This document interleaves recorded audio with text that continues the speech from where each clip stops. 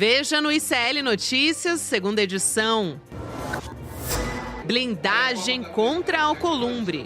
Lula busca STF e Hugo Mota para conter pautas bomba no Senado.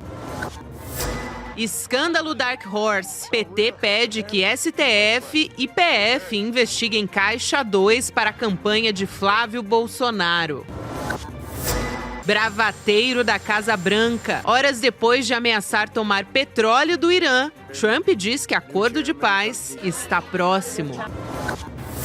Copa da Exclusão. Torcedores da Costa do Marfim não conseguem visto e ficam de fora dos jogos nos Estados Unidos. O ICL Notícias, segunda edição, está no ar.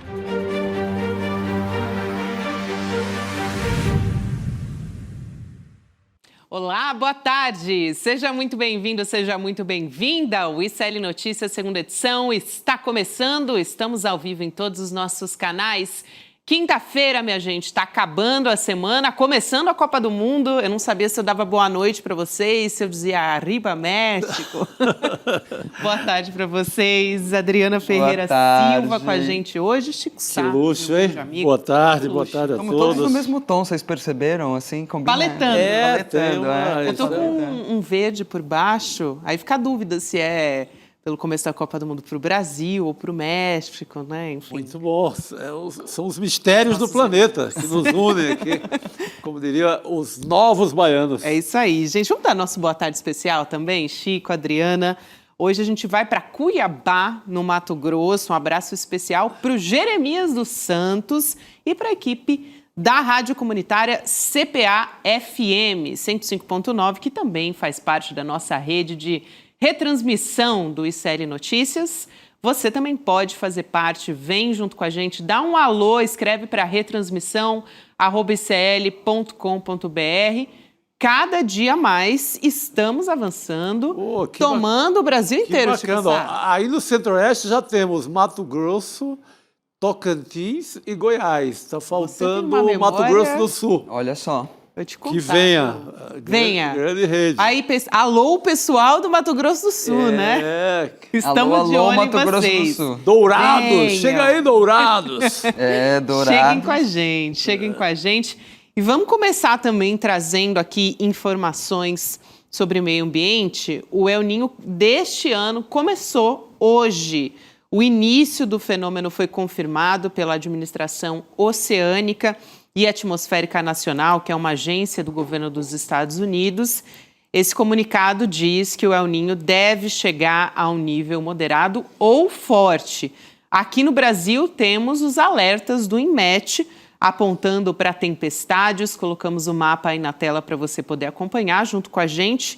Então, tempestades com perigo em áreas do Mato Grosso do Sul, como você está acompanhando aí na tela, Paraná e Santa Catarina, essa região laranja do mapa que você está vendo na sua tela. Tem perigo potencial de tempestades das áreas amarelas, todas do mapa, né? Tem uma boa parte ali na região norte também, vai do Amazonas até o Maranhão, pegando um pouco do Nordeste, também de Rondônia até o Rio Grande do Sul. Chico Sá, então, a gente trazendo todos os dias aqui na abertura do N2 a nossa preocupação em relação ao El Niño, ao impacto que deve ter por aqui no Brasil. Olha, vi hoje a Marina Silva, nossa grande ex-ministra do Meio Ambiente, assim, uma das maiores autoridades, né, do mundo nesse assunto, e ela falando que, olha, tende a ser um super El Niño. E ela lembra uma coisa que eu tinha lembrado aqui com o Eduardo Moreira na terça-feira, que vai ser muito parecido com 1877, que é o El Niño mais forte, coincidência no Brasil até hoje. O Nordeste sofreu assim, o maior impacto até hoje numa estiagem. Calcula-se que tenham morrido cerca de 500 mil pessoas. Uau! Óbvio que a gente está falando de um Nordeste sob o Império. Era o Nordeste no Império, não era o Nordeste com todos esses programas sociais, com essas proteções que tem hoje e com ações de governo. Mas dá para imaginar o impacto que será. Será muito forte também, com prejuízos sociais altíssimos, né? É verdade, Chico. Não, e é importante, a gente vai entrar daqui a pouco falar de pautas bomba. É impressionante como não se fala sobre nenhuma prevenção, né? Acho que não é nem prevenção, na verdade. É realmente tratar esse assunto com a seriedade que ele merece. Exato. Muito pelo contrário, a gente viu, você mencionou a Marina Silva, todas as vezes que Marina Silva esteve em participação, né, conversando ou no Senado ou na Câmara, ela passou por situações constrangedoras na defesa do ambiente aqui no Brasil. Então, não existe nenhum programa verdadeiramente sério que olhe para esse tipo de coisa, né? Você deu a dica agora. Eu, por exemplo, não sabia que em 1870 tinha morrido 500 mil pessoas no Nordeste. É óbvio, é outra situação. Hoje a gente tem programas de irrigação, hoje a gente tem programas, né, que de alguma forma de proteção social, mas ainda assim já dá uma dica do que vem por aí. E a gente tem que lembrar das pessoas em situação de rua. Eu sempre gosto de bater nessa tecla. Sim, importantíssimo. Em todo o Brasil, né? Não só no Nordeste, mas aqui também no Sudeste, no Sul, onde tem previsão de muitas chuvas. E essa população não está na boca dos nossos congressistas. A gente vai falar já, né, Gabi? Vamos nessa, Adriana. Vamos nessa, porque é importantíssima essa observação que você traz aqui, né, Chico? Porque o Senado ignorou totalmente os apelos do governo Lula, avançou com 3 propostas que são consideradas pautas-bomba, como ressaltou aqui a Adri, e com custo total estimado em 215 bilhões de reais, com B de bola, gente. A de maior impacto é a renegociação de dívidas rurais aprovada pelo plenário depois que os senadores e a equipe econômica não fecharam um acordo em torno desse tema. Então, o que está acontecendo, né? Enquanto está avançando com essas medidas, o Senado quer incomodar o governo em ano eleitoral, criar um constrangimento, né, para que tenha de vetar o governo essas medidas e aí ficar mal com determinados setores, né, segmentos do eleitorado. Então, esse é o objetivo. Uma tentativa de manipulação das contas públicas também, do eleitorado, da disputa política. E a oposição já está com o discurso pronto, imaginando esse cenário que vai se avizinhando.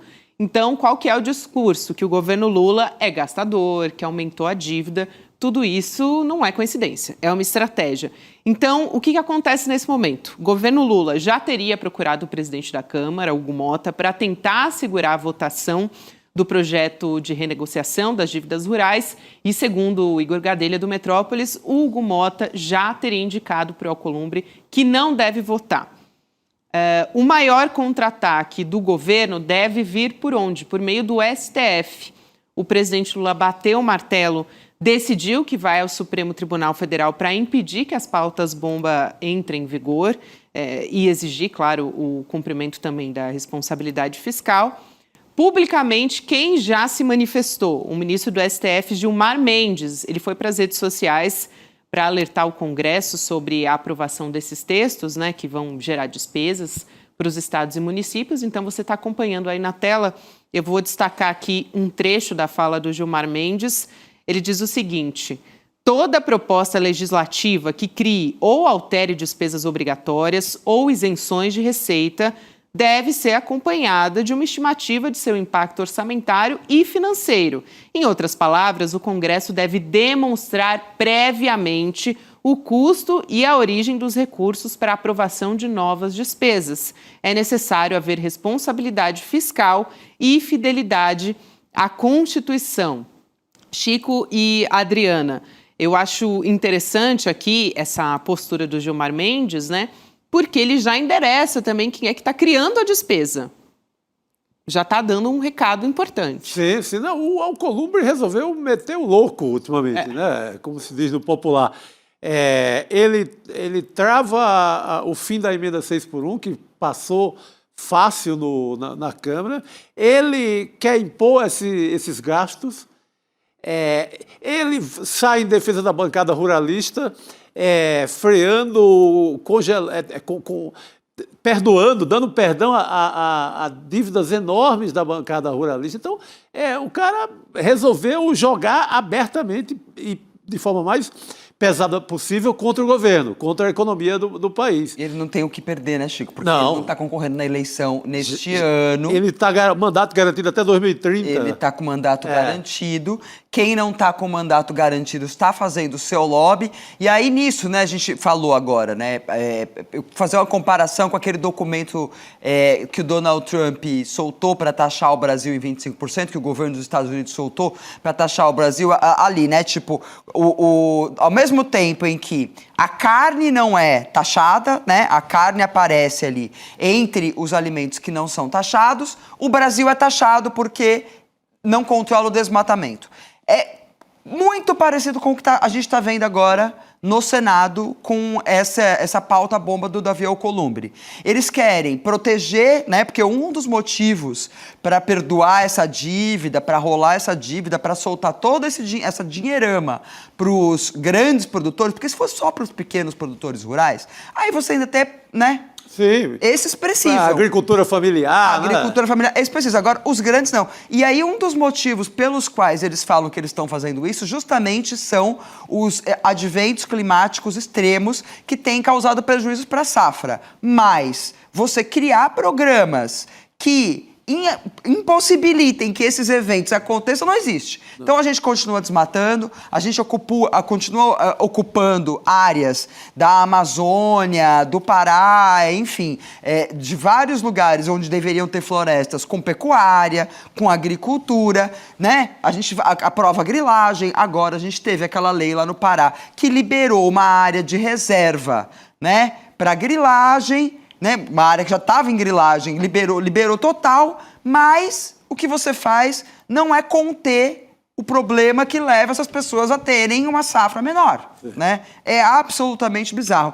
E a outra coisa que a gente vê nessa história toda é a quem o Davi Alcolumbre serve, não é o trabalhador. Porque a PEC da 6x1 tá lá, precisa de muita discussão, porque vai trazer um prejuízo enorme para o país. Agora, você quebrar o Estado brasileiro para dar dinheiro para agricultor, não passa rapidinho. Sai correndo.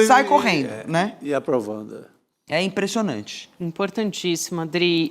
Eu quero aqui trazer uma outra questão ligada à política e também às eleições, que é a seguinte: o PT entrando com um pedido tanto no Supremo Tribunal Federal quanto na Polícia Federal também, para investigar se houve prática de caixa 2 para a campanha presidencial do Flávio Bolsonaro na produção do filme Dark Horse.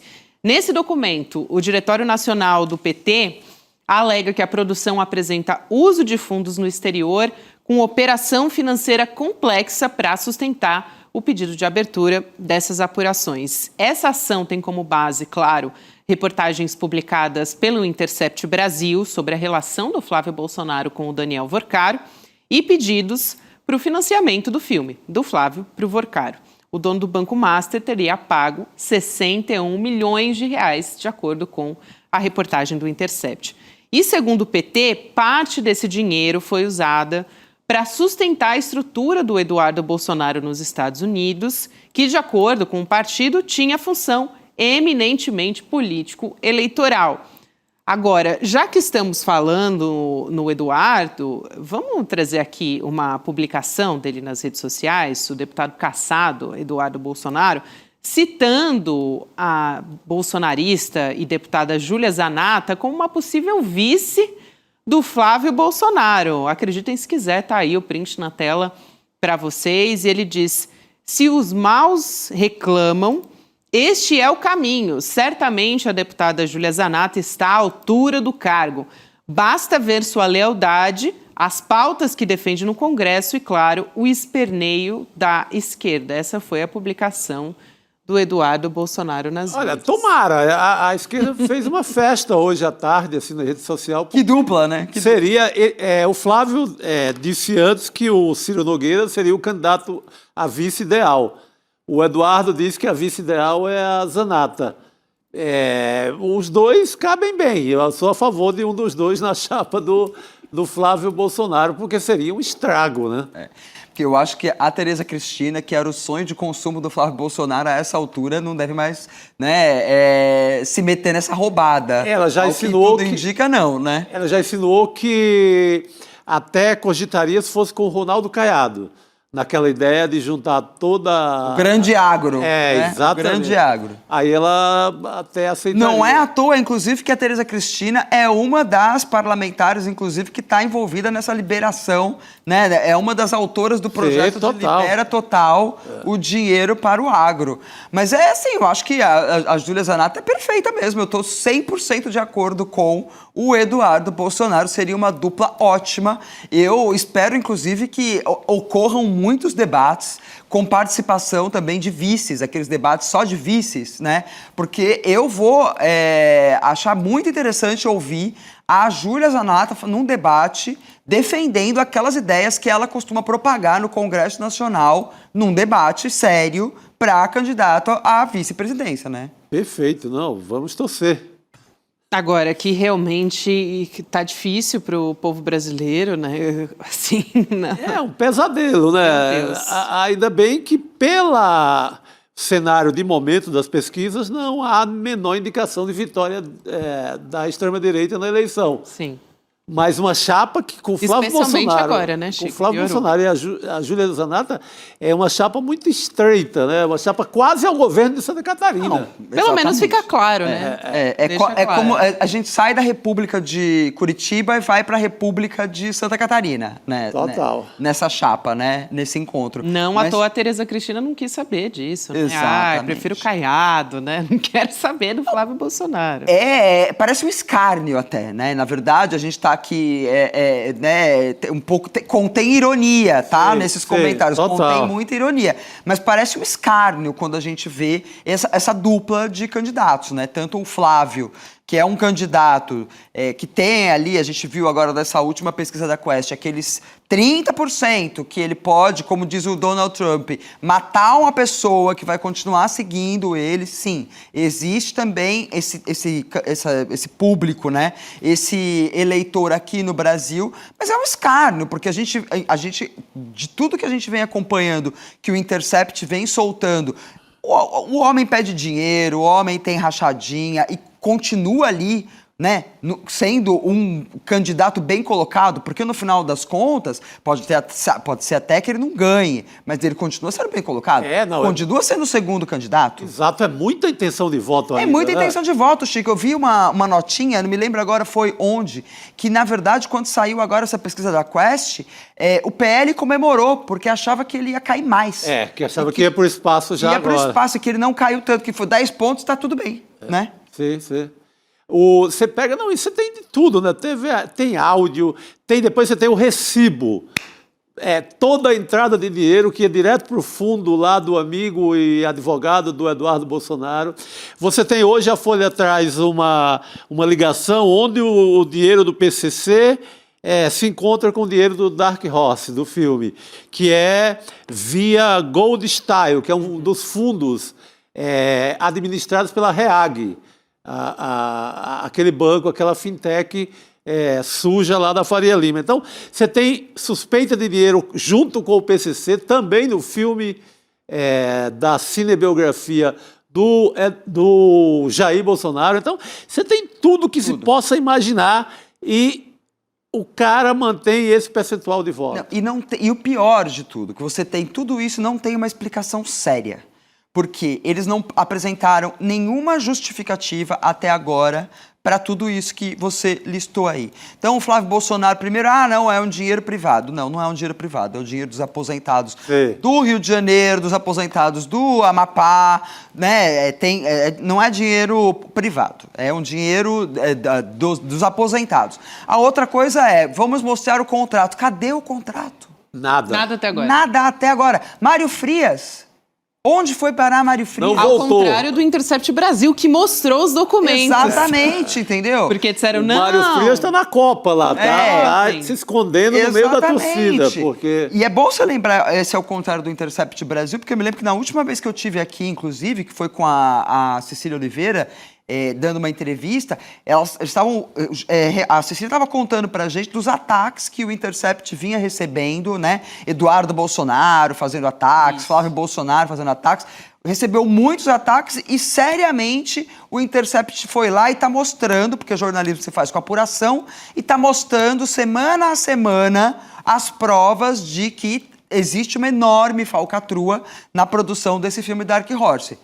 Já o Flávio Bolsonaro, nada. Nada de contrato. Primeira coisa nada que ele de fez, nada. né, foi dizer que era militante, aquele jornalista do Intercept que foi questioná-lo, aliás, pediu o outro lado, como é função do jornalista fazer, né? Sim, sim. Dar a oportunidade do Flávio Bolsonaro se posicionar a respeito disso. Ele mentiu, menos de 24 horas depois teve que voltar atrás na fala dele e disse que o Intercept não estava mostrando os documentos, pois o Intercept fez uma reportagem só com os detalhes, documentando tudo, planilha, Recibo a recibo, tá tudo lá, transações, inclusive transações internacionais, né, provando e cruzando ainda com as mensagens trocadas. Mas a estratégia do Flávio Bolsonaro é um mês. O que é daqui a um mês? Daqui a um mês é começar a Copa. Daqui a um mês é Jogo do Brasil. Aí é tentar Isso, tirar a atenção. Exatamente. Mas Apostou nós nisso. não pararemos, não. Vamos continuar cobrando o contrato. Cadê o contrato? Todo dia. Todos os dias. Aliás, você que está aqui nos acompanhando no ICL e no Papo Legal, também comentando na nossa sala do N2, vote na nossa enquete de hoje. E a pergunta é a seguinte: Lula deveria adotar uma postura mais agressiva contra a Alcolumbre? Sim, o governo crescerá com o embate, ou não? É preciso cautela. Você vota enquanto participa da nossa conversa. E falando em presidente Lula, eu queria trazer um outro assunto aqui que diz respeito a isso, porque a gente está falando do Bolsomaster, né, que é um grande pesadelo da campanha do Flávio Bolsonaro, assim como também a visita, no fim das contas, acabou virando um pesadelo ao Donald Trump e essa ligação com o Marco Rubio, né, que criou-se agora o Tariflávio, também mais um pesadelo da campanha do Flávio Bolsonaro. O Pix virou um símbolo de soberania nacional, né? Depois desses novos ataques dos Estados Unidos ao Pix, o governo brasileiro fez o registro da marca no Instituto Nacional de Propriedade Industrial. Ao fazer isso, o governo está assegurando que a marca receberá uma proteção especial prevista em lei e o uso exclusivo no território nacional também e não no exterior. A acusação das autoridades estadunidenses é de favorecimento do sistema de pagamento brasileiro em detrimento de empresas americanas que atuam no setor. O que isso quer dizer? Que eles estão preocupados com as empresas de cartão de crédito, né? De bandeira estadunidense. E as Big Techs que têm os seus sistemas de pagamento. Claro, exatamente. E segundo o governo Trump, o Banco Central atua simultaneamente como regulador e operador do sistema, o que favoreceria o Pix e limitaria a atuação de concorrentes. Essas censuras fazem parte da justificativa para a proposta de impor uma tarifa contra o Brasil de 25%, né, sobre os produtos brasileiros. E o grande pesadelo do Flávio Bolsonaro é que logo depois que tudo isso aconteceu, na internet o que se proliferou foi o Tariflávio e carimbou-se na testa do Flávio Bolsonaro que ele é o grande culpado, já que foi para os Estados Unidos fazer propaganda contra o Brasil. Exatamente. Hoje ele estava em Belém do Pará com uma camiseta escrita Amazônia é nossa e tal, numa tentativa de conter esse estrago. Porque aquela camiseta o Master é do Lula e o Pix é do Bolsonaro, não pode usar mais. Aquela ali ele teve que queimar, né? Aquela sujou. Aquela queimou. Aquela queimou. Sujou Aliás, geral. todas as camisetas que o Flávio Bolsonaro está usando na campanha é assim, mico. Porque teve essa, teve também, além do Bolsomaster, uma outra que é em relação às mulheres, eu não vou me lembrar exatamente a frase, mas também que virou uma piada, porque o eleitorado feminino, tudo que o eleitorado feminino não quer é um presidente como Flávio Bolsonaro, né? E está ainda mais rejeitado, segundo a pesquisa Quest, entre as mulheres, Chico. Não, ainda da série, Chico, Gabi, ainda da série Contém Ironia, eu acho que o Donald Trump gostou mesmo do Lula. porque essa sequência, né, solta o Tariflávio e solta a foto... Aquilo foi fatal, né? Foi fatal. Obrigado, Trump, né? O maior cabo eleitoral do presidente Lula. A campanha do Lula está comemorando. A gente está vendo reverberar aqui no Brasil o que aconteceu em outros países, né? Que o governo Trump foi lá, apoiou. Veja o que aconteceu na Hungria, né? A Hungria conseguiu se livrar do Viktor Orbán depois que o J.D. Vance foi lá, fez uma visita para pedir voto. O Donald Trump pediu voto para o Orbán e depois de mais de uma década de governo Orbán, aquele governo nazi-fascista, eles finalmente conseguiram se livrar.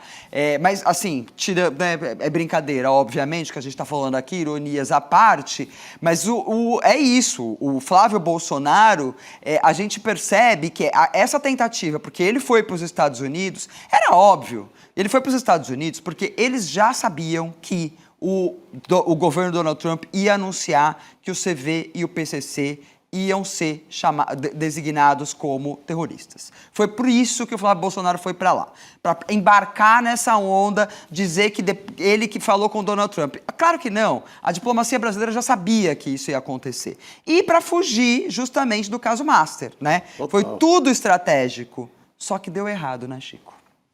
Deu errado. Deu totalmente errado, não bateu. O eleitor sacou que era uma jogada eleitoral.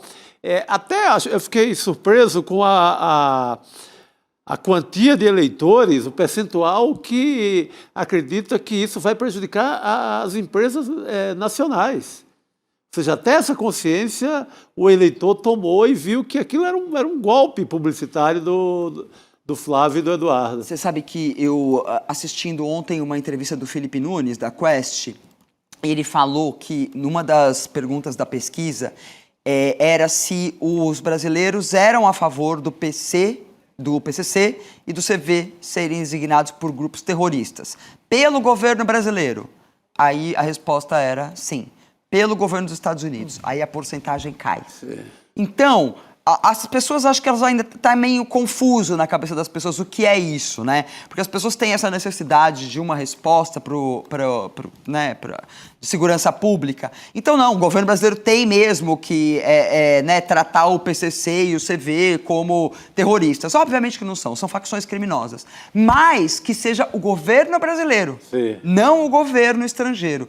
Então, tem isso ali dentro da pesquisa que mostra, entendeu? Que não, uma coisa olha, a gente aqui lidar com eles tudo bem. Porque depois da invasão da Venezuela, é óbvio que ficou muito claro que os Estados Unidos podem, os Estados Unidos não, a gente espera, né, que não façam uma invasão semelhante no Brasil. Mas pode acontecer, né? Pode acontecer coisa semelhante. Sim, interferências na eleição até outubro, que deve acontecer. Já começou, né? Aliás. Já começou, exatamente. Gente, mas... pelo andar das pesquisas, aliás, quero recomendar, eu conversei com o Felipe Pena, hoje foi para o ar no Em Detalhes, analisando justamente esse movimento das pesquisas, esse movimento no TSE também, do Cássio Nunes Marques, né, tentando censurar a pesquisa Atlas nesse momento. Depois a gente vai falar sobre isso aqui com calma, mas está paralisado esse julgamento porque a ministra Estela Aranha pediu vista, então isso vai voltar a ser discutido. Abriu-se um precedente ali, muita gente apontou com razão que isso é um perigo, mas, por outro lado, gente, voltou a ser discutido justamente o que o Flávio Bolsonaro não queria e a campanha dele que se fosse discutido, que é a queda nos pontos, né? Sim. Sim. Foi outro tiro pela culatra. Total. Voltou-se a discutir de novo essa história. Um caso que já estava ali, né, Chico? Talvez ficando mais esquecido. Mas aí a pesquisa foi reproduzida ao infinito e chamou a atenção e só deu isso. Se a intenção era que não ouvissem os áudios, acho que a primeira coisa que as pessoas fazem ao assistir Quem não ouviu foi ouvir. Exato. Exatamente. Que áudio é esse, né? Vamos atrás para ver o que o Flávio Bolsonaro falou para o Daniel Boccaro. Sabe, nessas semanas já saiu uma pesquisa confirmando a queda, entendeu? Caiu. Pode ser que volte a subir, a gente não sabe, né? Até outubro, muita coisa pode acontecer. Agora, não adianta eles quererem esconder esse prejuízo à imagem do Flávio Bolsonaro tentando censurar a pesquisa. O prejuízo existe, né? Foi É total. isso, minha querida. A turma da liberdade de expressão. A turma da liberdade. É de só quando expressão. convém, Chico. Esse discurso total. é só quando convém, só quando é pro lado Você, aliás, sabe muito bem disso, né, Chico? Ah, sim. Que foi tentativa de censura justamente por Flávio Bolsonaro. Não, e o mais irônico é que era sobre o caso Master, né? Pois é. Fez quase uma piada em relação ao caso Master. Ele não gostou de ser associado ao caso Master. Veja bem. Aí vem esse áudio, vem tudo. Eu acho que pelo você amor de deveria agora processar o Flávio Bolsonaro. Pois é. Dri, minha querida. Gente, Obrigada. chegou a minha hora. Muito obrigada. Você aqui, viu? Prazer estar aqui com vocês. Como cantavam Jane e Arondi, não se vá. Não se vá, Janeiro Ondi, gente. Um grande beijo pra você. Beijo pra Até vocês. A próxima. Beijo pra comunidade do ICL. Vou dar o meu lugar agora para Já o que estamos... grande Rodrigo Viana. É isso aí. Já que Boa. estamos em dia de começo de Copa do Mundo, oficialmente, vamos fazer uma troca de craques aqui. E aí, Rodrigo, temos o resultado também? Posso Aproveitando trazer aqui. a sua chegada? 2-0, 2 México, 0 África do Sul. E temos Brasil na Copa. O juiz brasileiro é uma das estrelas do jogo. Apitou bem. Não, bom, não sei, é polêmico. Ele expulsou. Ele expulsou 2 da África do Sul. Ah, quando a gente entrou só tinha um. Já Foi expulsou mais um. 2 da África do Sul e agora expulsou um do México. Olha só. A África do Sul com 9, deu uma arrancada, ia fazer o gol, o zagueiro mexicano travou. E o Wilton... Ou seja, tornou-se um personagem do jogo. Tornou-se Né? um personagem. Dizem que juiz bom, ninguém praticamente dá conta dele, não sente a presença dele. Esse aí fez questão de... mas eu achei assim, a expulsão do México foi justa, porque o mexicano matou a jogada, quase que matou o atacante da África do Sul, e o cara da África do Sul ia pro gol. Então, acho que foi uma expulsão justa. As duas da África do Sul eu não vi. Eu estava aqui ainda no... Tava no urgente, né? Tava no a urgente. gente que estava assistindo. Me lembrou aquele jogo da seleção feminina, né? Estados Unidos e Brasil, 8 cartões vermelhos. Gente, eu fiquei... Nossa, Meu Deus eu do assisti céu. esse jogo, eu fiquei apavorada, de verdade, que foi nessa semana também. Acabou de terminar. México 2, África do Sul 0, primeiro resultado da Copa. Arriba México. Arriba México. Esse é o resultado que nós temos. É. Pessoal, vamos trazer aqui... Olha, estou muito feliz de falar dessa aula, porque na terça-feira a gente teve uma transmissão falando do Super El Niño, trazendo um alerta que é tão importante. Na abertura do programa também falamos sobre todas as condições desse fenômeno, agora já está confirmado. A gente quer saber como isso nos impacta aqui no Brasil. E hoje temos disponível às 8 horas da noite uma aula aberta com o professor Carlos Nobre para explicar tudo. E olha, se tem alguém que entende, um brasileiro que entende, aliás, um dos que mais entende no Brasil e no mundo. No mundo. Não tem autoridade, eu acho que é o número 1 mesmo do mundo nesse assunto, é o Carlos Nobre. Um dos mais maiores autoritários climatologistas do Tanto Brasil. que o Vaticano, o Papa quis entrar nesse assunto para não ficar por fora, quem ele convida para estar ao seu lado, seu assessor para o assunto, Carlos Nobre. Está assessorando o Papa, simplesmente isso. Conselho do para Papa para assuntos do clima. climáticos, ambientais e etc. Maravilha. E ele que teve carreira no INPE também, então... Não, grande cara. Isso que você estava alertando, Chica, na abertura do programa, né, sobre as secas e também as enchentes, o Carlos Nobre vai falar sobre tudo isso na aula. Vá em ecl.com.br/aula, vale muito a pena acompanhar e vamos assistir um trecho do que nos espera hoje a partir das 8 da noite. Vamos lá. Identificar um risco de ser um El Niño super forte, até batendo recordes. Probabilidade de ele chegar no final desse ano é altíssima. Quando a temperatura ali passa meio grau mais alto do que a média, é quando começa a se formar o que nós chamamos de fenômeno El Niño. Vai gerar uma seca prolongada em grande parte da Amazônia e em grande parte do Nordeste. O sul do Brasil tem que se preparar demais, é muito importante já ter políticas de proteção de milhões de pessoas. Vamos torná-lo o primeiro El Niño em que o Brasil vai se superar e vai proteger milhões de brasileiros.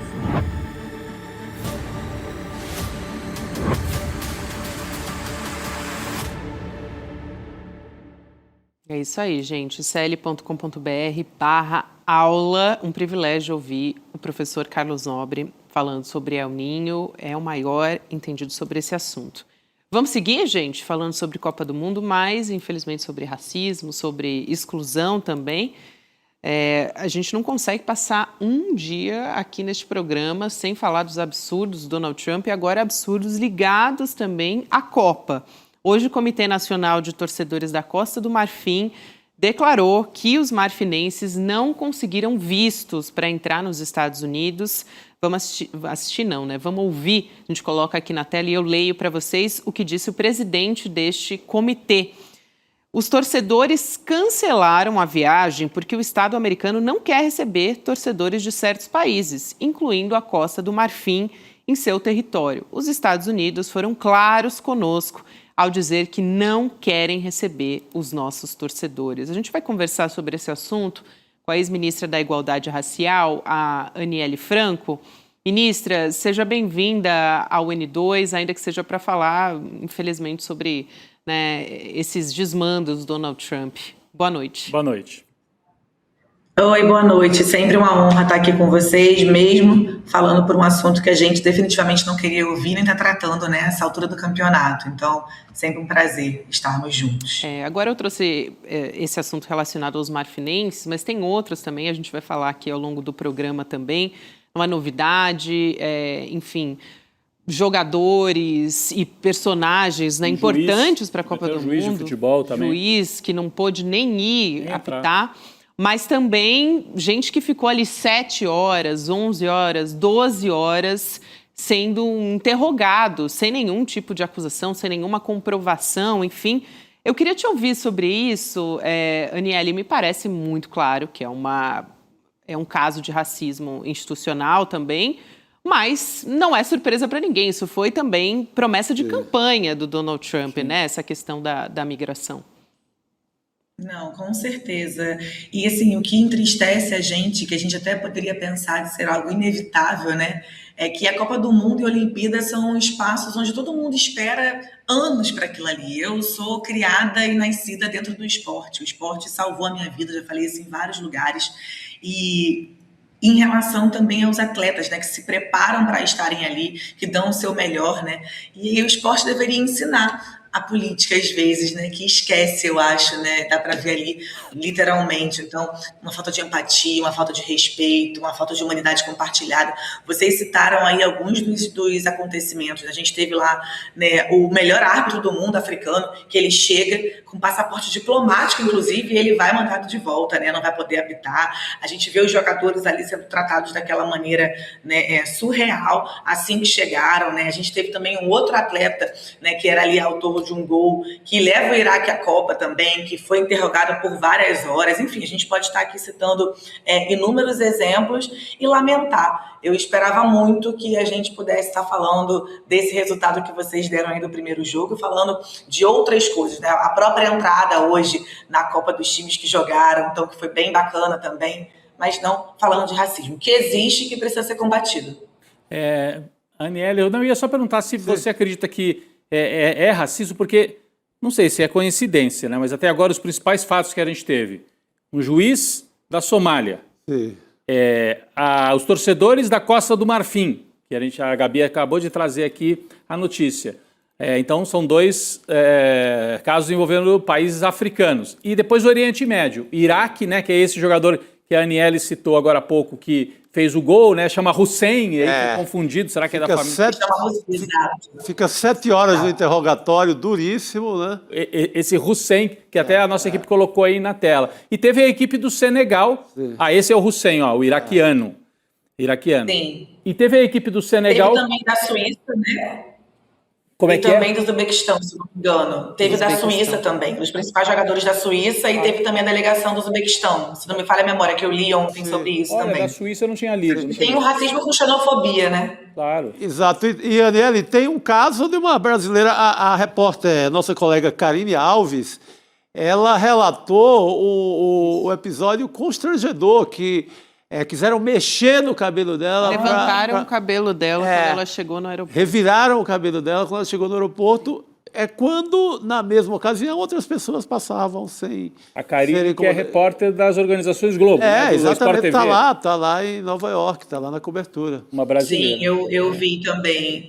E, infelizmente, gente, não tem como a gente não falar sobre o quanto que essa parte da sociedade, essa direita fascista, tende a tratar e a agir com pessoas, né, principalmente nas questões raciais.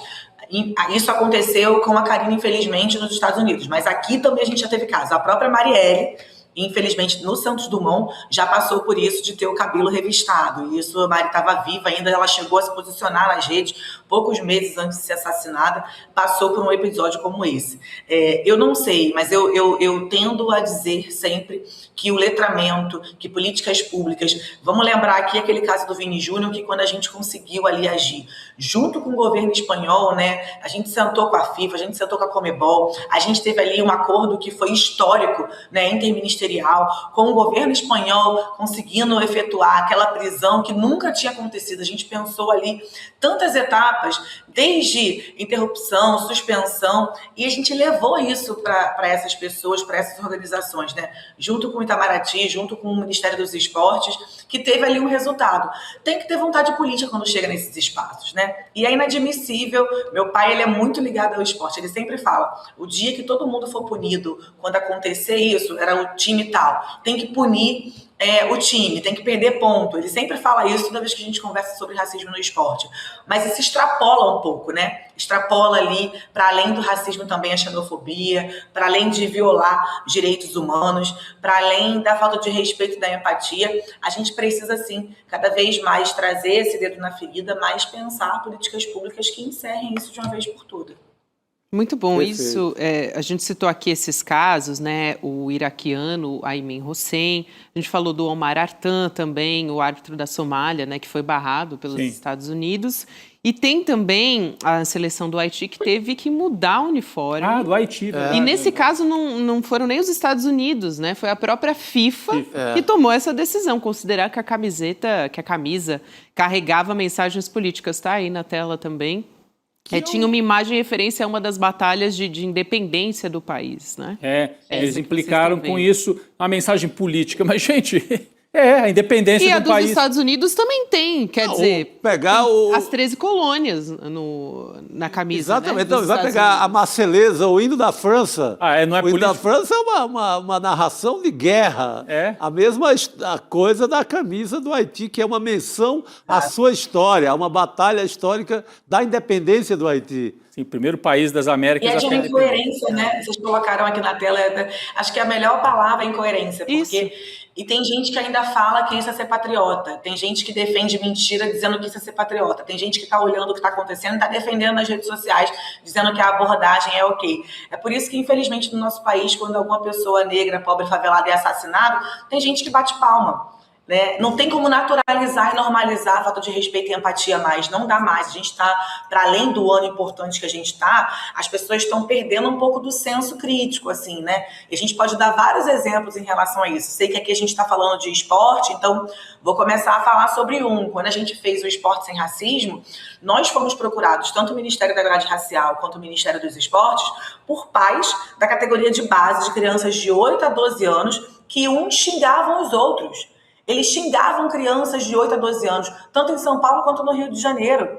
E as crianças tiveram que ficar ali com os jogos a portas fechadas, porque os pais não conseguiam se comportar. E quando a gente foi oficializar e falaram que era porque era direita ou esquerda. Não é sobre isso. Né? Isso a gente já ultrapassou. É sobre o limite do respeito, né? O limite de você poder entrar e sair, independente do seu posicionamento político, que a gente está perdendo, né? Não à toa, esse símbolo que a gente carrega na família por ser da família de Marielle, tem gente que ainda hoje nos agride verbalmente e ameaça por sermos da família de Marielle, entendendo ali que não compactuava com o que Marielle defendia e defende o que a gente hoje defende. É esse caminho que a gente está seguindo, não tem como normalizar e naturalizar, gente, não dá mais. Ministra, eu também queria perguntar assim, um pouco sobre essa exclusão econômica, né, da Copa também, porque tem ingresso chegando aqui para pegar o mais caro, estava custando quase $11 mil, né, dá quase R$57 mil. Meu Deus. que é a venda oficial da FIFA, nesse caso, para a final, que é o dia 19 de julho, esse que eu estou constando aqui. Mas tem uma questão ali de preços dinâmicos, enfim, me parece que assim, é uma Copa muito voltada para a elite global, né? E o futebol, quando a gente olha pela nossa perspectiva aqui do Brasil, é uma festa popular, né? Enfim, e essa é uma Copa que tem um número de seleções que aumentou muito, só que não pela perspectiva, o objetivo não é uma diversidade maior, é justamente uma questão financeira. Então, eu te pergunto um pouco sobre essa questão nossa de pertencimento do Brasil e a Copa, que sempre teve esse valor, se isso nos perde, se não morre um pouco também, no fim das contas, com esse objetivo final que a gente sabe que é financeiro, né, para os Estados Unidos e para a FIFA também. Sem dúvida, né? Claro que sim. A gente é esse país do futebol que você vê crianças jogando futebol na rua com latinha, né? Fazendo gol de latinha. Eu sou dessa época da Maré que a gente via isso. De pintar a rua, não tem como não pensar, né, que um esporte tão popular como esse... Claro, eu sou forjada no vôlei, eu jogo vôlei desde 8 anos de idade. A gente jogava com barbante no poste da Maré.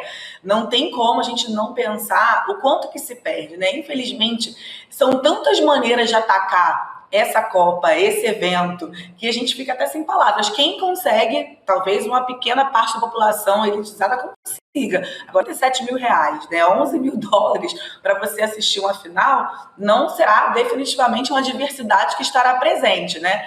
E todas as vezes que a gente fala de diversidade, de esporte, de cultura, de lazer, sempre são essas pessoas mais vulneráveis que não têm acesso. E essa sua fala com esses valores é a prova mais concreta disso. Ainda bem que a abertura foi no México, porque a Copa, né, a gente fala muito dos Estados Unidos, mas podia ter sido só no México essa Copa, né? Porque é um país legal, um povo legal com futebol, com tudo, né? Eu fui já viajar para o México, até cobrir evento esportivo no México. Que povo bacana que é o povo mexicano. Então, a abertura de hoje pegou um outro clima. Pegou esse clima dos mexicanos e tal. Tudo bem, o ingresso também é caro, também é uma elite mexicana, mas mesmo assim, o México, né, sempre acolheu a seleção brasileira em 70, depois fez a outra Copa super legal em 86, e se depender só dos mexicanos, talvez dos canadenses também, que tem esse estilo mais easy going, né, mais assim, tranquilão, seria uma Copa bacana, né? Não pelo povo dos Estados Unidos, que certamente tem muita gente legal, mas o clima ficou muito pesado. Então, eu curti ver hoje a abertura e o estádio lindo, o México, assim. Eu olhei e falei, essa Copa não é do Trump, essa Copa também é dos mexicanos. Sim, então até fiquei mais feliz de ver ali as imagens da transmissão na abertura. É um pouco resgatar esse sentimento também, né? É o que você falou, Os mexicanos têm muito isso, como a gente, assim. Né? Exatamente. Ministra, é um prazer grande te receber aqui no Uni2.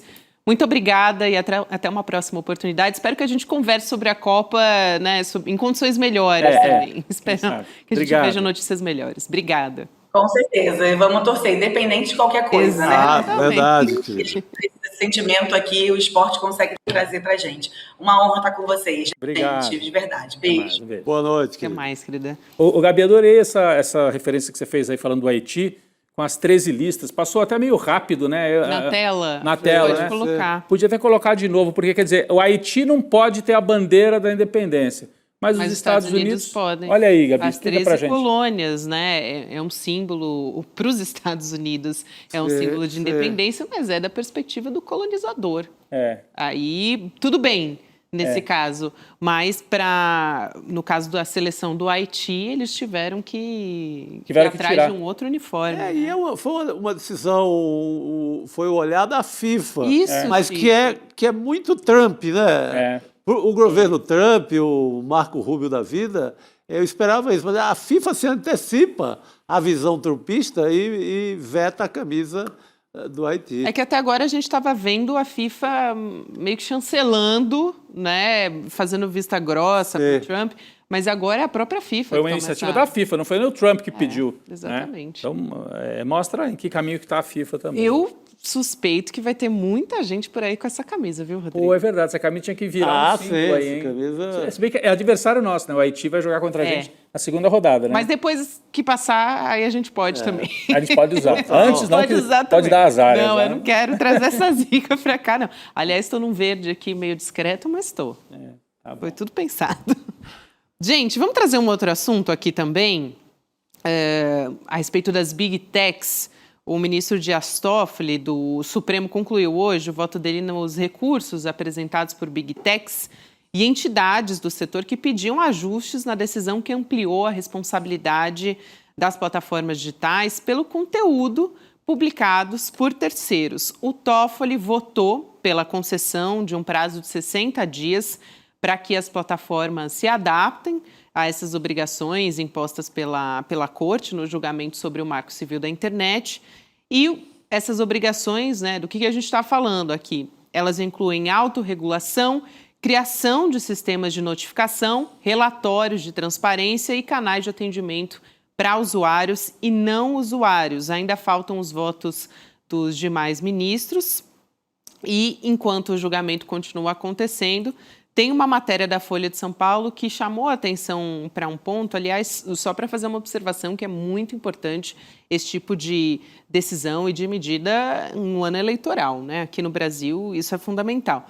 Mas, ao mesmo tempo em que está ocupando a cadeira de ministro do Tribunal Superior Eleitoral, o Floriano de Azevedo Marques atua como advogado do Google nesse processo no STF. É uma reportagem da Folha de São Paulo, que você pode conferir os detalhes, mas enquanto ele está advogando para uma das principais empresas do ramo de tecnologia, o Azevedo Marques, o Floriano, ele tem ligação com assuntos que envolvem Big Techs enquanto ministro do TSE. E às vésperas de um ano eleitoral, né? Às vésperas das eleições. Tem uma série de obrigações que empresas como Google e YouTube precisam cumprir nesse âmbito eleitoral, né? Essas normas elas foram atualizadas agora, em março, em votação que o Azevedo Marques participou e ele já era advogado da plataforma no Supremo. Porque vai chegar aquele momento que ele vai ter que decidir sobre um conteúdo do Google. Isso. Retira ou não retira? Então, o Floriano, a gente conhece muito bem ele, foi nosso comentarista aqui no ICL2, é um cara sério, mas acho que até por isso ele deveria abrir mão dessa conta do Google. Não combina, não bate com essa função, porque vai chegar um momento que vai exigir dele tomar uma decisão com o próprio cliente dele. Então, até em nome da própria seriedade dele, que é o que a gente sabe, o ideal seria que o escritório abrisse mão dessa conta. É isso. Eu quero trazer aqui o posicionamento da assessoria do ministro. Em nota, ele disse que não há conflito, a assessoria do ministro disse que não há conflito de interesses, ressaltando que ministros do TSE, oriundos da classe dos advogados, não estão impedidos de exercer a advocacia nos termos da legislação. Então, aqui trazendo o posicionamento também. Na letra fria ali da lei não há proibição, mas há essa situação muito, um tanto quanto absurda, que é ter que decidir sobre um cliente do escritório dele. É mais isso do que a questão, porque volta também aos mesmos casos lá do STF. De escritórios das famílias dos ministros que têm casos que passam por decisões do STF. Não é ilegal, mas é complicado do ponto de vista ético. É melhor não pegar esse tipo de conta. Exato. A gente vai seguir aqui. Daqui a pouquinho a Cris Serra está entrando para conversar com a gente, mas eu já quero trazer aqui a primeira notícia que a gente vai conversar com ela. Agora há pouco a gente falou do Cássio Nunes Marques, né, presidente do TSE, que está tentando de qualquer maneira ali acalmar os ânimos e reduzir o desgaste que ele vem sofrendo por causa daquela decisão que censurou uma pesquisa da Atlas, né, em que o Flávio Bolsonaro aparecia em desvantagem e foi a pedido da defesa, claro, da própria campanha do Flávio Bolsonaro. É uma decisão monocrática que está sendo avaliada pelos demais integrantes do TSE e esse julgamento, por enquanto, está paralisado. Ele está parado por um pedido de vista da ministra Estela Aranha. O Nunes Marques está querendo aproveitar esse tempo para construir um acordo com os demais ministros e minimizar essas acusações de censura. E para além disso, que a gente não falou e já tinha comentado antes, Rodrigo, de você chegar, é o efeito político disso também, que para o Flávio Bolsonaro é muito ruim. Né? Claro. E acabou sendo ruim para o Flávio voltar nesse caso, né?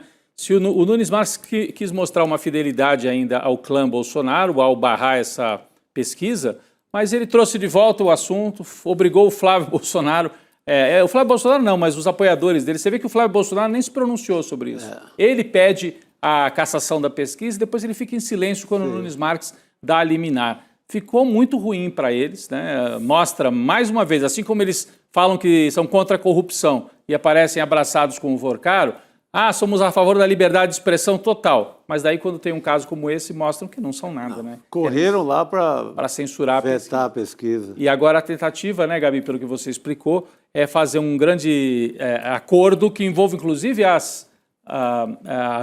os institutos de pesquisa, para que eles façam uma espécie de autorregulamentação, o que pode, o que não pode, para evitar confusões com o TSE. Por isso que a ministra Estela Aranha, que também é uma ministra de linha mais progressista, assim como Floriano Azevedo Marques, de linha progressista, e tem um papel importante no TSE esse ano, os dois, de impedir os avanços da extrema-direita ali no TSE, ela pediu vistas, eu acho que para permitir esse acerto e essa conversa, mas a Cris Serra acho que vai chegar, vai comentar melhor com a gente, né, sobre isso. Sim, ela já está aqui, na verdade, já tá? né? Cristina Serra já está junto com a gente, eu estava esperando aqui para chamar a Cris, ela chegou um pouquinho mais cedo para conversar com a gente. Cris, boa noite, bom ter você com a gente. Boa noite. Boa noite, Gabi, Chico, Rodrigo, todo mundo que está aqui. Olha, Cris, a gente estava comentando sobre esse acordo que está tentando construir internamente o Cássio Nunes Marques, ao mesmo tempo que tem o outro lado também de como politicamente para o Flávio Bolsonaro essa decisão também acabou sendo muito ruim, né? Voltou a se falar sobre esse assunto e a gente estava comentando aqui, Chico e eu, um pouquinho antes do Rodrigo chegar, que tudo que as pessoas querem saber quando se fala desse áudio agora é realmente ouvir, né? Você vê na manchete e fala, bom, vou atrás desse áudio do Flávio Bolsonaro para o Daniel Vorcaro. Então, ainda instiga as pessoas a irem atrás e entender melhor essa história. Gabi, agora tem uma coisa aí, né, que eu acho, o Rodrigo mencionou há pouco, é uma grande contradição com o discurso da liberdade de expressão dos bolsonaristas, né? Para eles, liberdade de expressão é um conceito absoluto que se sobrepõe a qualquer outra coisa, né? Eles defendem a liberdade de expressão, inclusive para fazer apologia de crimes, para, por exemplo, defender o nazismo. Essa é a liberdade de expressão, esse larguíssimo, né, do ponto de vista dos bolsonaristas, né, elástico, que você pode falar tudo que lhe vem à cabeça, o que não é assim, não pode ser assim, né? Você não pode, por exemplo, fazer apologia de crimes, como é o caso da defesa do nazismo. Então, essa atitude do Nunes Marques põe em xeque esse discurso. Agora, tem um aspecto que me preocupa mais, e sobretudo porque na reunião justamente em que eles adiaram uma decisão sobre essa questão, alguns ministros do TSE fizeram seus comentários. Enfim, alguns, assim, eu acho que acendem um alerta, porque é o seguinte, as normas para elaboração de pesquisas de opinião em eleições existem há muito tempo, né? Existe uma associação desses institutos de pesquisa.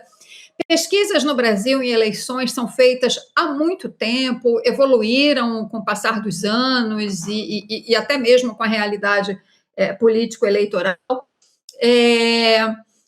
E eu senti, por esses comentários, que há um desejo de alguns ministros de estabelecer regras para pesquisas, que eu, sinceramente, tenho minhas dúvidas a essa altura dos acontecimentos, né, se isso é adequado. Porque, inclusive, nós já enfrentamos, claro que esse momento político-eleitoral que a gente vai viver, já está vivendo, é muito delicado, mas desde 2018 a gente vem passando por ciclos eleitorais dificílimos. E nunca se viu nada parecido com isso, com essa decisão do Nunes Marques de proibir a divulgação de uma pesquisa. Daí a gravidade do tema, e por isso a gente tem falado tanto sobre esse assunto, sabe? Então, assim, aí agora vem o TSE e vai estabelecer regras para os institutos de pesquisa. Será que eles não estão indo um pouco longe demais? E outra, tudo bem, eu entendo eles terem adiado, porque a ministra pediu vistas, mas isso também não pode esperar muito tempo, a eleição está na porta. Aliás, se agora, né, Suas excelências estão tão preocupadas com as pesquisas, deviam ter se preocupado antes, porque a essa altura da pré-campanha eleitoral, tudo isso já deveria estar mais do que definido e esclarecido. Não, só para também relembrar que nesse caso específico dessa pesquisa da Atlas, a polêmica foi por causa do áudio, né? Por causa do áudio que... Estava dentro do questionário. Isso, mas o Andrei Roman já explicou, que é o dono da Atlas, o CEO, melhor dizendo, já explicou várias vezes, e isso é um fato, não é que ele explicou, é um fato. Sim. Primeiro se fazia a pergunta, em quem o senhor ou a senhora vai votar? Aí eu vou votar nesse, naquele. E no segundo turno, nesse, naquele. E você avalia como governo, assim, assado e tal. No final de tudo, depois que passou essa fase... Só no final do questionário. Vinha assim, o senhor já teve contato com esse áudio? Queria saber a sua opinião sobre esse áudio. E aí rodava o áudio e a pessoa falava o que tinha achado daquele áudio. A fala do Flávio Bolsonaro é que, por rodar o áudio, a pesquisa foi desfavorável ao Flávio. Mas os números de intenção eleitoral não tem nada a ver com o áudio. Não, e, aliás, é uma pesquisa, eu acho até interessante saber como é que as pessoas... Podiam ter feito em 2 vezes, faz a pesquisa sobre o cenário eleitoral e no outro dia faz sobre... Mas não teve influência, de fato, nos números. Porque foi dessa maneira que nós estamos explicando. E a pergunta se fosse que um tá no áudio final, mentiroso, você o não áudio pode é votar. real. O áudio é real, é vida real. É então não tem nada... Por que não posso incluir qualquer fato da vida real numa pesquisa? Eu posso colocar. Eu acho que sim, mas se tivesse rodado o áudio antes, aí você pode dizer que estava influenciando a pessoa. Mas mesmo assim poderia, né? Poderia, mas eu acho que... Porque o áudio vai influenciar as pessoas. Mas eu acho que colocar o áudio na hora que você pergunta ali na lata em quem que você vai votar, poderia ter um viés. Podia contaminar, entre aspas, aquela pesquisa. Mas da maneira como foi feito, não. Assim, você fez a pergunta primeiro. Então, acabou sendo um tremendo tiro no pé do Flávio Bolsonaro, porque você vê, a gente está falando aqui do áudio em que o Flávio Bolsonaro pede dinheiro para o Vorcaro. A gente continua falando disso mais de 2 meses depois, mais de 1 mês, quase depois de sair a pesquisa. Então, foi um tiro no pé tremendo. Acho que você não volta, né? Assim, importante esclarecer isso, Rodrigo. Quando está no final, você chega nessa parte de ouvir o áudio, você não volta nas perguntas anteriores, né? Que é aquela em quem você votaria e tal. Então, a pessoa já respondeu em quem ela vai votar. Não vai alterar as perguntas anteriores. Exatamente. Né? Então, e aí, com base nisso, eles pediram a censura à pesquisa. Aí foi lá e obriga a Atlas a tirar do site dela os números. E esses números já circulam por aí, todo mundo teve acesso. Então, todo mundo reproduziu. Quem não ouviu o áudio foi ouvir. Opa, tem um áudio aí que eu não ouvi. Exatamente. Então, o negócio esquisito. E foi ouvir ali uma confissão tremenda de um amor fraterno. É um áudio em que o Flávio Bolsonaro chama o Daniel Vorcaro de irmão. Fala da grana toda, fala num tom de muita intimidade, e é esse áudio que o Brasil inteiro tomou conhecimento. Broderagem total entre os dois. Completa. Cris, para te passar, eu também quero trazer aqui uma fala do Nunes Marques, né, declarando que a magistratura enfrenta um momento difícil e culpou a imprensa, hein? A má imagem dos juízes. Saúde, Chico. O Chico até espirrou, né? Meu Deus. Deu uma alergia no Chico essa Nossa, porque realmente ele fez essa declaração durante a cerimônia de posse da nova diretoria da Associação dos Juízes Federais do Brasil, lá em Brasília.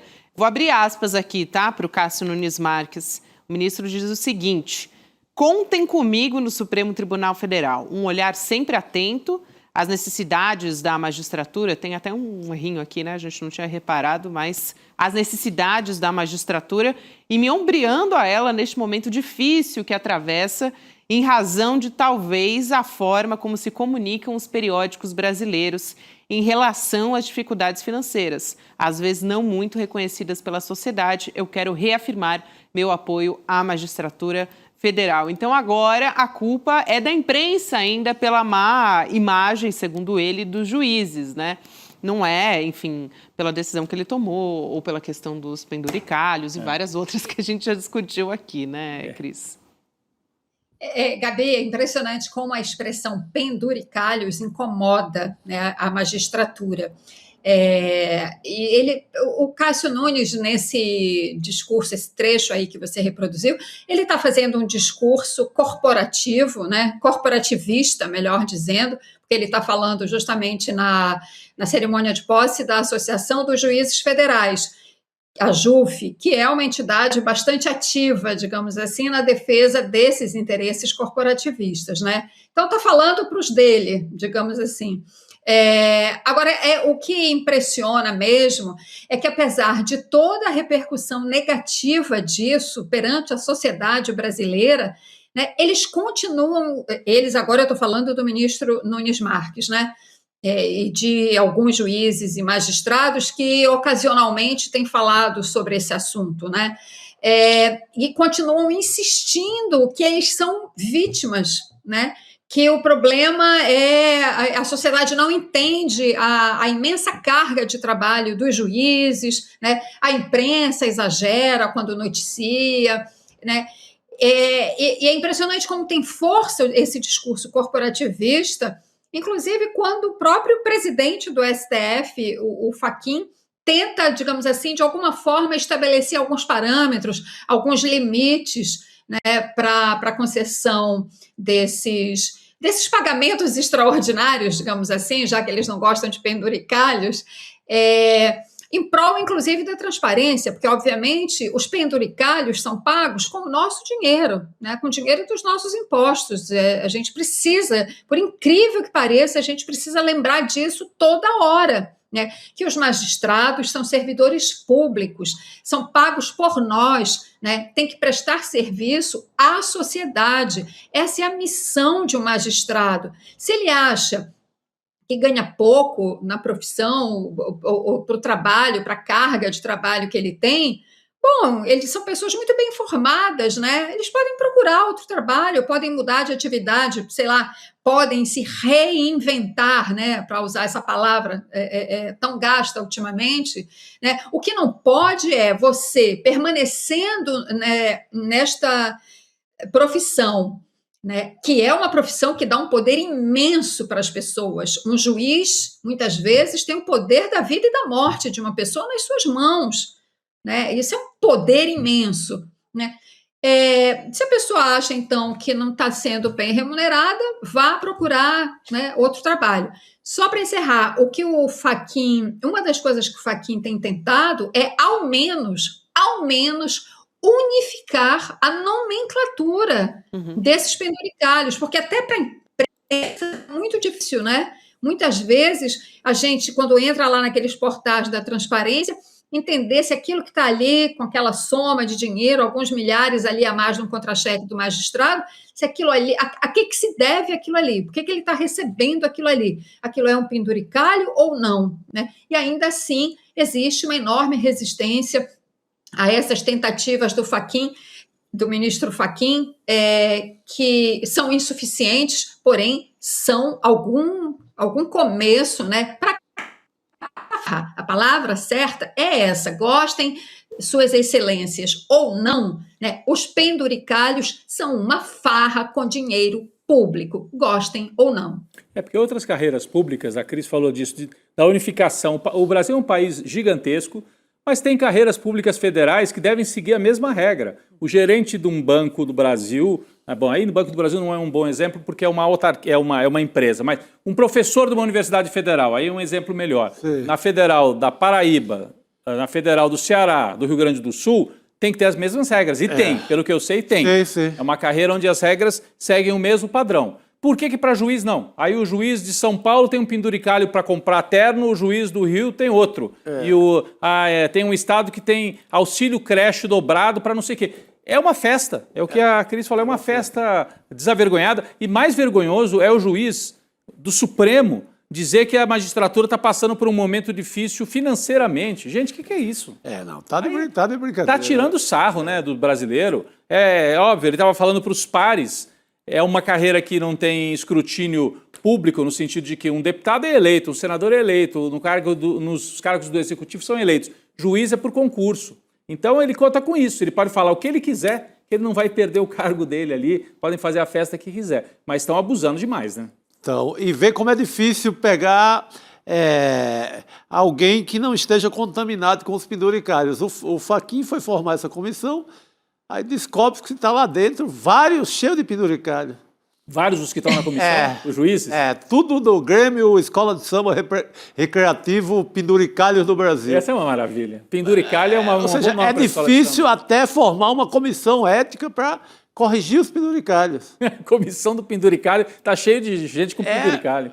Tomara que, por estarem na comissão, eles renunciem aos penduricalhos, né? Pelo menos eles. Mas é para ver como está contaminado todo o Poder Judiciário. A gente ri, né? O brasileiro tem esse hábito de rir. A gente pelo menos ri um pouco. De uma desgraça. É o único remédio. Falando de desgraça, eu estava lembrando no julgamento do STF, né, sobre os penduricalhos, aquela juíza aposentada que reclamou da falta de lanche. Verdade. Café, né? Parecido. Parecido. É verdade. Aqui não tem carro, né? Assim, fica que parte do juiz não tem carro, né? Apartamento funcional. Tá. E essa questão foi também, ela sangrou também para o Ministério Público, para os estaduais e para os federais. Estão cheios de penduricalhos e de benefícios também. Né? Aqui de São Paulo, o Ministério Público Federal, gente, é um absurdo. Estadual também. Né? Estadual também. Mas, ninguém está discutindo que juiz tem que ganhar bem, né? Tem que ganhar bem, claro. Salário bom, porque está lidando com... Tem grande responsabilidade, às vezes, decidir o futuro das pessoas e tal. Estuda muito, deveria estudar pelo menos, né? Então, ganha bem, ok. Agora, esse descontrole aqui é inaceitável. Mas fala, você ia comentar, Cris. Não, gente, que eu estava rindo aqui, porque essa imagem que o Chico criou, né, da Escola de Samba Unidos do Penduricalho, é muito boa. Alguém podia criar um bloco, né? Já que as ruas sempre respondem bem a essas grandes questões. Balangandãs e penduricalhos. Né? Vestido de sua excelência, assim, né? Paletó, né? Fica a dica aí para os carnavalescos. Vamos lembrar, até o carnaval que vem, a gente tem tem tanta coisa no caminho, tem a Copa, tem a eleição, tem o Trump lá perdendo, tomar a eleição nos Estados Unidos, até chegar o carnaval. Cara de bloco. Cara de bloco. Muita história. Unidos do Penduricalho. Muito bom, gente. Ou muito mal, na verdade, né? Bom, foi só a ideia do Chico aqui, né? Dos Unidos dos Penduricalhos. Gente, eu queria trazer um outro assunto aqui, que é sobre a manutenção da prisão domiciliar do Jair Bolsonaro. Os ministros do STF estão dando como certa essa manutenção, de acordo com a apuração da CNN, do Gustavo Uribe, que ouviu ministros de grupos diferentes do Supremo. O prazo de 90 dias foi dado pelo Alexandre de Moraes e termina daqui a 2 semanas, então dia 25 de junho, mas a avaliação dos colegas do STF é de que a domiciliar deve ser mantida, já que o Bolsonaro, dessa vez, não descumpriu as medidas cautelares, né?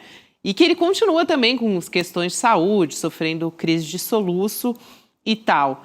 Mas aqui, assim, pelo menos a mim, não surpreendeu. Porque a gente já comentava aqui no N2, a partir do momento que foi para casa, para voltar, tá muito lá, difícil, vendo a né? Copa, tranquilão, vendo a Copa, vai curtir toda a Copa em casa, no sofazão. Você ficou surpresa, Cris? Vida boa. Não, um pouco. E quando a data, né, começa a se aproximar dele voltar para a prisão, enfim, normal, você já começa a ver notas na imprensa, matérias aqui e ali, falando dos problemas dele de saúde, né? São esses soluços que não acabam nunca, é uma dor aqui, é uma dor ali, enfim, ele é todo bichado, né? Então, é fácil também para os médicos, entendeu? Falarem, tem isso, tem aquilo. E eu acho que também tem, a essa altura do campeonato, como de fato você mencionou, de fato ele cumpriu as medidas cautelares, você não ouve mais a voz desse sujeito, graças a Deus, que aquilo faz um mal tremendo, né? Eu acho que talvez o próprio STF, os ministros, tenham avaliado que todo esse rumor e todo esse disse-me-disse em torno disso, né, da situação de saúde do Bolsonaro, vai sair, vai voltar para a prisão, não vai ficar em casa, isso acaba dando muito pano para manga, sabe? Para o bolsonarismo, né? E para a própria candidatura do Flávio Bolsonaro, porque isso sempre dá margem àquele discurso de perseguição política, a ditadura da toga, o Supremo que persegue o meu pai, entendeu? Então, eu acho que assim, tá quieto, deixa ele quieto aí, sabe? E porque senão acaba reforçando esse caldo de vitimização da campanha do Flávio Bolsonaro. Eu acho que passa um pouco por isso também, sabe? Além, claro, do fato de que ele tem problemas de saúde. Então, ele voltando para a prisão, daqui a pouco, levantou da cama, caiu, bateu a cabeça, entendeu? E aí vira, esse negócio não acaba nunca. Sim, e fica uma exploração eleitoral agora, né? O Flávio usa muito isso. Meu pai... É verdade. Coitado do meu pai. Então, fica em casa aí vendo a Copa e dane-se. Mas assim, eu acho que o mundo ideal seria manter na prisão domiciliar temporária, mais 90, 120 dias, sei lá. Passada a eleição, aí você avalia definitivamente. Acho que seria o melhor caminho. Porque daí Mas é um bom ponto, né? Essa questão da choradeira. Até porque a pena é longa, né? São 27 anos. A pena é longa. Então, passou passou a eleição, aí você avalia se ele vai para Papuda ou não. Porque daí, se o Flávio perder, o fato do Jair voltar para Papudinha já não vai influenciar tanto o país, etc. e tal, né? Então, acho que vai ser a saída encontrada pelos magistrados a essa altura, Gabi. E acho que eles estão fazendo esse cálculo também, né? Claro Bem que estão. observado por vocês aí. A gente vai trazer aqui agora um outro assunto relacionado ao Donald Trump. Já que a gente vai falar do Trump, agora há pouco a gente falou dos desmandos da Copa, eu só quero lembrar que no Papo Legal a gente tem a nossa sala viral todos os dias e hoje o tema é Copa da Exclusão. Então você pode participar comentando lá também. Eu acompanho e, inclusive, comento também no Papo Legal com vocês ao longo do programa. Agora há pouco estava respondendo aqui o pessoal sobre essa questão dos penduricalhos. Porque teve um comentário aqui muito bom da Maria Helena Schweitzer dizendo, olha, esse coitadismo do judiciário é de lascar. É de lascar. Pelo amor de Deus. Então eu estava respondendo aqui o pessoal também. Mas eu vou falar do Trump, né, do presidente dos Estados Unidos, que comunicou uma nova suspensão aos ataques ao Irã. Vamos entender essa história, né? Esse anúncio que veio só 5 horas depois que o próprio Trump ameaçou assumir o mercado de petróleo e gás do Irã, como ele já fez com a Venezuela, inclusive. Ele fez uma publicação na rede social, a gente vai ver aqui falando sobre o avanço dos acordos de paz. Então, diz o Trump: considerando que as discussões com a República Islâmica do Irã foram levadas ao mais alto nível da liderança iraniana e aprovadas, eu, como presidente dos Estados Unidos, cancelei os ataques e bombardeios programados contra o Irã para essa noite. As discussões e os pontos finais foram, tanto em conceito quanto em detalhes, aprovados por todas as partes envolvidas. E aí, 5 horas antes, gente, porque é importante, né, olhar, ele tinha feito esse outro post aqui, anunciando os ataques para hoje à noite. A gente coloca aqui na tela para vocês verem. 5 horas antes, então. 5 horas antes, esse que eu vou ler agora.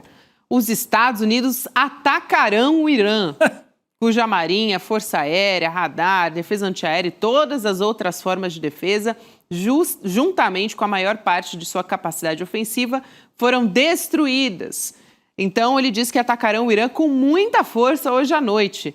Ou seja, gente, assim, não teve nem 6 horas, né? 5 horas entre essa mudança. Não dá para acreditar em uma palavra no que esse homem diz, né, Cris? Não dá, e na verdade, Gabi, os iranianos não têm medo da retórica do Trump e sabem que ele usa essa retórica mais como instrumento de pressão do que, de fato, uma intenção de retomar os ataques, né? Porque ele sabe, evidentemente, do prejuízo que isso vai causar dentro dos Estados Unidos, no mundo inteiro, né, prolongar essa situação de aumento de preço do petróleo e etc. O Trump já fez, meses atrás, uma ameaça muito mais violenta e brutal até do que essa, em termos retóricos, né, quando ele disse que iria extinguir a civilização persa, né, que ele não deve nem saber direito o que é. Aliás, ele nem usou a expressão persa, né? Ele disse que iria extinguir aquele país, algo assim, aquele povo, e não fez isso. Da mesma forma, ele disse, vou atacar hoje à noite, vai ser brutal e tal. Ele deve ter feito isso, claro, como uma forma de pressão ali nos bastidores das conversas entre Estados Unidos e Irã. O Irã pode ter acenado com alguma a possibilidade, né, de um avanço para esse acordo, e aí ele vem e diz, olha, não vou mais atacar. Então, é esse jogo, mas que no final das contas expressa apenas o seguinte, o Trump está encalacrado nessa guerra, uma guerra que ele criou, que ele inventou, junto com Israel, né, numa circunstância complicada, porque tem os seus interesses, os Estados Unidos têm outros, né? E ele não sabe agora como sair dessa situação, né? Porque ele não esperava que os iranianos fossem responder com aquela estratégia do estrangulamento do Estreito de Hormuz, né? Os Estados Unidos não se prepararam para isso, a verdade é essa, né? Pode até ter pensado nisso, mas talvez não soubessem que os iranianos estavam preparados para enfrentar uma situação de desgaste prolongado. E estão enfrentando. Então, fica muito mais essa retórica do que uma ação concreta, no sentido de se ver um acordo final, que eu particularmente acho difícil e acho que ainda demora bastante.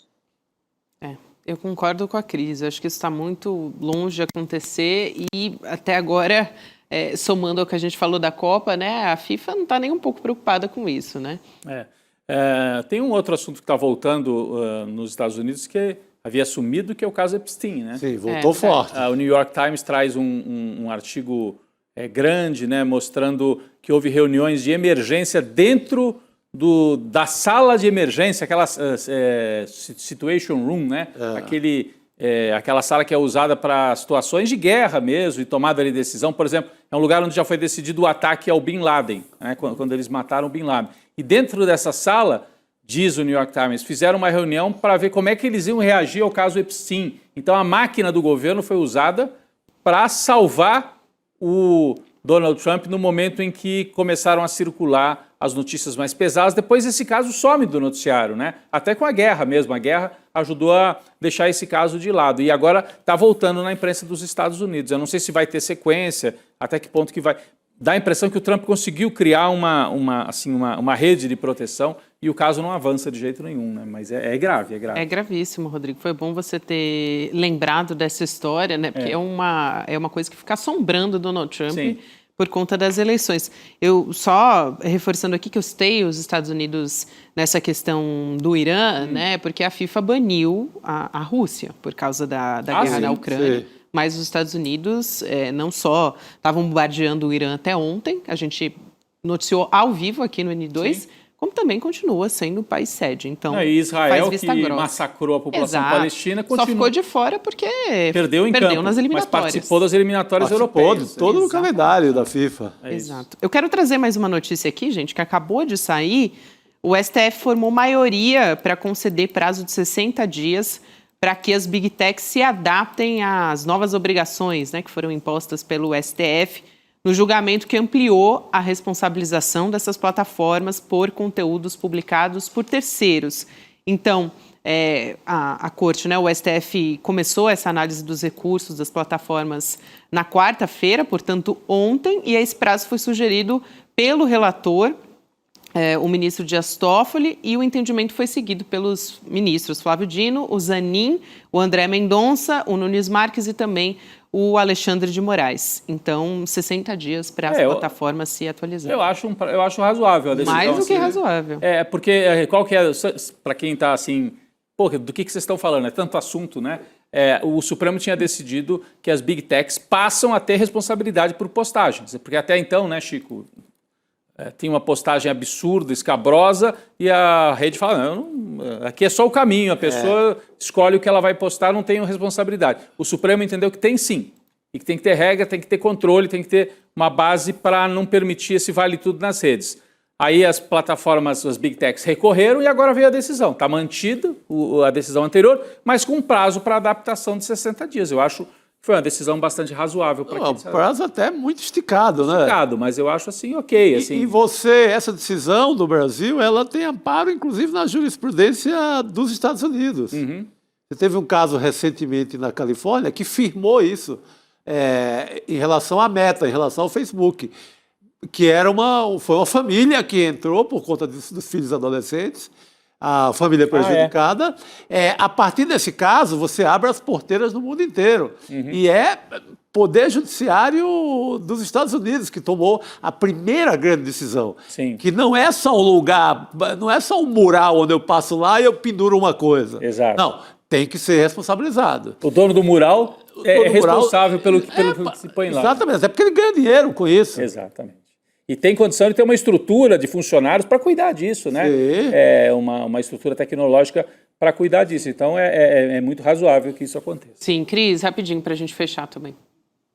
É uma decisão importante, embora insuficiente em termos de regulação que essas plataformas precisam, mas é importante. E se soma, como disse o Chico, a outras iniciativas muito importantes no mundo inteiro. Austrália, Espanha, França, até Reino Unido têm tomado decisões importantes nesse sentido de algum tipo de regulação que essas plataformas têm que cumprir. Isso é o mínimo que a gente espera das autoridades em relação às Big Techs. Isso me lembra, sabe o que? Muito rapidinho, o controle sobre a indústria do tabaco. No começo as pessoas diziam, não, mas que absurdo, cada um tem o direito de fumar onde quiser. E aí foi avançando, e agora passados 30 anos a gente olha para trás e fala, gente, eu trabalhava num ambiente com todo mundo fumando e ninguém fazia nada. Então tem que ter algum tipo de regulação e daqui a 30 anos a gente vai olhar para esse período e falar, como é que era? Não tinha controle nenhum? Tomara que seja isso. É civilização. Rodrigo, são os avanços civilizacionais Isso. que às vezes demoram muito tempo, né? É isso. Mas Tomara é que isso. venham, tomara que venham. Excelente. Cris, obrigada. Sempre bom ter você aqui junto com a gente. Um beijo, minha querida. Obrigado. Até a próxima. Valeu, querida. Tchau. Boa noite, Cris. Quero trazer o resultado da nossa enquete, hein, pessoal? Achei que era de colocar jogo de futebol, aqui na né? tela. mas Jogo agora só 11 da noite. A gente já fica ansioso pro próximo, né? Na Copa é assim, a gente fica o dia inteiro Coreia do Sul e assistindo. República Tcheca, às 11 da noite. Jogão, hein? Já fez seu palpite lá do nosso Ainda bolão? não, tem que jogar no bolão, esqueci. Eu já fiz o meu. Tá bom. Ó, vamos trazer o resultado da enquete então, gente. Lula deveria adotar uma postura mais agressiva contra o Alcolumbre? Sim, o governo crescerá com embate 94%, e não precisa agir com cautela, só 6%, né? A esmagadora maioria, então, diz que Lula tem que ser mais firme. Eu acho que o Alcolumbre está passando da conta. Ele está me lembrando daquele personagem do Jô Soares, o Reizinho, lembra o Reizinho? Todo, Até, ele parece até fisicamente. quem sou eu? Sois rei. Pô, o cara quer o rei do Amapá agora, ele atravanca tudo que pode ser a favor da classe trabalhadora, ele quer arrombar os cofres do governo, pô. Bom, Reizinho, é um bom apelido. Reizinho. É o Reizinho do Amapá. ainda vem muito ainda pela frente, minha gente. Vem muito ainda pra gente. Vamos trazer aqui o pessoal que participou hoje com a gente no chat, no Papo Legal também, Damião Reis, Emílio Visentini, Miriam Nunes, Joaquim Amorim, Conceição Rangel, a todos muito obrigada, pessoal. Amanhã estaremos de volta no N2. Não esquece que hoje tem aula com o Carlos Nobre, hein? Às 8 horas da noite, sobre o El Niño e os efeitos aqui no Brasil. Vamos nessa, pessoal. Boa noite. Até amanhã. Identificar um risco de ser um El Niño super forte, até batendo recordes. Probabilidade de ele chegar no final desse ano é altíssima. Quando a temperatura ali passa meio grau mais alto do que a média, é quando começa a se formar o que nós chamamos de fenômeno El Niño. Vai gerar uma seca prolongada em grande parte da Amazônia e em grande parte do Nordeste. O sul do Brasil tem que se preparar demais. É muito importante já ter políticas de proteção de milhões de pessoas. Vamos torná-lo o primeiro El Niño em que o Brasil vai se superar e vai proteger milhões de brasileiros.